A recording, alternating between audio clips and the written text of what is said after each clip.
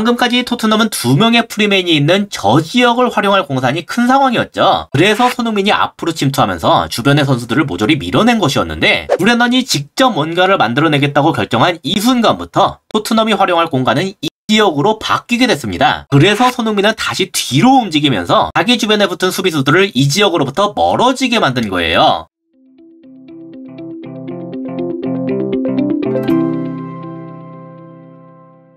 안녕하세요. 축구 보는 기자 축복입니다. 토트넘이 크리스탈 팰리스에게 3대1 역전승을 거뒀는데요. 손흥민의 리그 13호 골이 쐐기골로 들어가면서 굉장히 많은 주목을 받고 있는 중이에요. 완벽한 1대1 찬스에서 확실하게 마무리를 지은 점이 인상적이었죠. 다만 저는 그보다도 오히려 첫 번째 득점 장면에서 보여준 모습이 더욱 인상적이었는데 그건 그 장면에서 손흥민이 원톱으로서 보여주는 움직임이 주변 동료들에게 어떻게 기회를 만들어주는지를 굉장히 높은 수준으로 보여줬다고 생각하기 때문입니다. 원톱은 기본적으로 골대와 가장 가까이에 있는 선수이기 때문에 당연히 상대에게 있어서 최우선적인 수비 대상이 될 수밖에 없어요. 그 말은 즉 그만큼 상대 수비수들로부터 많은 견제를 받는다는 소리가 되겠죠. 그래서 보통은 그 원톱한테 붙은 수비수들을 주변 동료들이 어떻게 떼어주느냐가 공격의 관건이 되는 경우가 많은데 오히려 손흥민은 그걸 좀 반대로 이용하는 편입니다. 이렇게 갑자기 앞으로 침투를 하기도 하고 반대로 이렇게 갑자기 뒤로 물러나기도 하는데 그러면서 오히려 자기한테 붙은 수비수들을 끌고 다니는 식으로 활용하거든요. 제가 첫 번째 득점을 주목하는 이유는 바로 이 점이 가장 잘 드러난 장면이기 때문인데요. 그 첫 번째 득점을 복귀하려면 이 장면부터 볼 필요가 있습니다. 지금 쓰러져 있는 에메르송이 세컨볼 경합을 하다가 측면으로 볼을 방출했는데 이게 안데르손이 있는 쪽으로 떨어졌어요. 보시면 지금은 그 지역에 있는 브레넌을 제외한 모든 선수들이 멈춰있는 상태죠. 일단 떨어지는 위치를 봤을 때 워낙 상대가 볼 소유를 할 게 확실시됐던 그림이기 때문이에요. 볼 트래핑을 못한 것도 아니고 완벽하게 등을 진 상태로 잡았기 때문에 그냥 골키퍼한테 쭉 하고 뒤로 돌릴 게 뻔한 상황이었거든요. 그래서 뒤에 있는 메디슨과 쿨루셉은 여전히 걷고 있는 중인데 여기에서 손흥민만큼은 약간 달랐습니다. 브레넌과 마찬가지로 앞으로 뛰어가는 중이죠. 지금 상대가 볼을 뒤로 보낼 수밖에 없는 상황이니까 지금부터 압박을 시작해서 상대가 볼을 뒤에서 돌릴 수 없도록 만들겠다는 의도예요. 만약에 애매하게 처리한다면 끊어낼 수도 있고 그렇지 못하더라도 최소한 골키퍼가 볼을 다급하게 처리하게 만듦으로써 토트넘이 공격권을 다시 되찾게끔 만들겠다는 거죠. 간과되는 경우가 많지만 토트넘은 손흥민의 이러한 플레이에 상당히 도움을 많이 받고 있는 편입니다. 다만 여기에서 예상치 못한 일이 하나 벌어지는데 안데르센이 이 볼을 제때 골키퍼한테 넘기질 못하면서 브레넌이 강하게 붙을 때까지 머뭇거렸다는 거예요. 방금 그림에서 보셨다시피 상당한 여유가 있는 상황이었기 때문에 명백한 상대의 실책으로 벌어진 일이라고 할 수가 있습니다. 덕분에 브레넌이 여기서 볼을 빼앗는 것에까지 성공했는데 그러면서 일이 굉장히 급박하게 진행되기 시작했어요. 전체 그림을 보면 지금 상황이 이러한데요. 중앙에 있는 손흥민한텐 2명이 붙어있고 베르너, 메디슨, 쿨루셉한테도 각각 하나씩의 마크맨이 붙은 그림이죠. 근데 지금 브레넌을 맡고 있는 안데르센이 1대1에서 뚫렸기 때문에 그나마 가까이에 있는 레르마가 붙으러 왔습니다. 즉 원래는 쿨루셉한테 붙어야 될 수비가 브레넌한테 추가적으로 투입됐단 거죠. 그리고 처음에는 실제로 그 효과를 좀 보는 줄 알았어요. 왜냐하면 브레넌이 앞으로 쳐놓은 볼을 이 레르마가 먼저 건드렸거든요. 레르마는 지금 자기가 쿨루셉을 자유롭게 만들고 왔다는 걸 알고 있기 때문에 일단 이 볼을 안전하게 밖으로 걷어내려고 한 것 같은데요. 문제는 이 걷어낸 볼이 브레넌의 오른발에 맞으면서 그대로 브레넌한테 계속해서 뚫려버렸다는 겁니다. 이러니까 브레넌 하나한테 지금 둘이나 벗겨지게 된 거죠. 그리고 여기에서부터 손흥민을 비롯한 브레넌의 주변 선수들의 움직임이 재밌어지는데 먼저 손흥민을 보면 갑자기 앞으로 침투하는 모션을 가져갔습니다. 이 움직임이 가져가는 의미가 굉장히 많았는데 먼저 아까부터 손흥민을 잡고 있던 선수는 이 2명이죠. 근데 그 중에서도 여기 리차즈의 위치가 중요했는데 브레넌으로부터 손흥민한테 패스가 들어갈 경우에 그 패스 경로를 차단할 수 있는 위치에 있기 때문이에요. 그보다 뒤에 있는 선수는 위치상 패스를 차단할 수가 없겠죠. 그런데 지금 그 브레넌을 막을 수 있는 선수가 없기 때문에 어쩔 수 없이 리차즈가 브레넌을 잡으러 갈 수밖에 없게 됐습니다. 그 말은 즉 손흥민을 향한 패스 경로를 내줄 수도 있게 된다는 뜻이겠죠. 그래서 잘만 하면 손흥민이 볼을 받아서 그대로 넣을 수도 있다.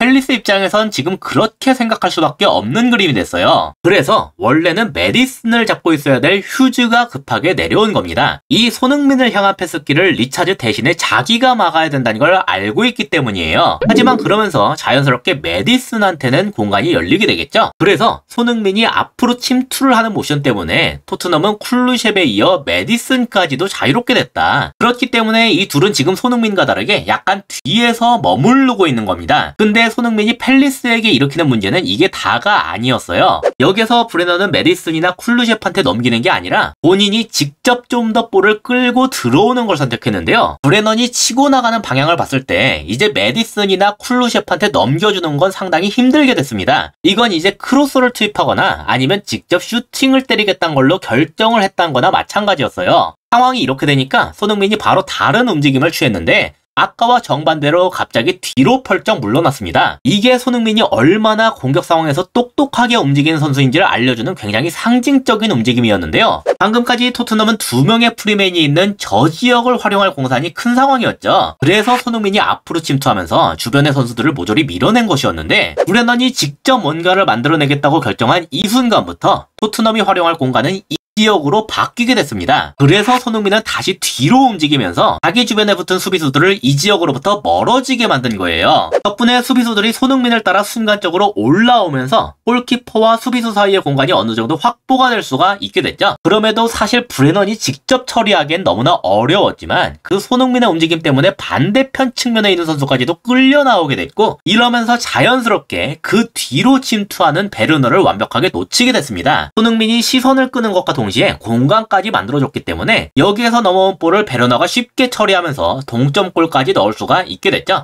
그래서 이 동점골이 터진 일련의 과정을 보면 손흥민이 직접 득점을 한 것도 아니고 도움을 올린 것도 아니지만 원톱 손흥민이 공격 작업에 얼마나 큰 영향을 미치는지 알 수가 있었어요. 상대에게 있어 가장 위험한 위치에 있기 때문에 집중적인 마크를 받게 되는데 그걸 오히려 자신이 끌고 다니는 식으로 적절하게 움직이면서 주변 동료들이 활용을 할 수 있는 공간을 만들어준다. 손흥민이 비록 헤더에는 강점을 보이지 못하는 선수임에도 손흥민 원톱이 어째서 위협적인 선수로 평가받는지를 잘 보여주는 장면이라고 할 수가 있겠죠. 이상으로 오늘의 영상을 마치도록 하겠습니다. 시청해주셔서 감사합니다.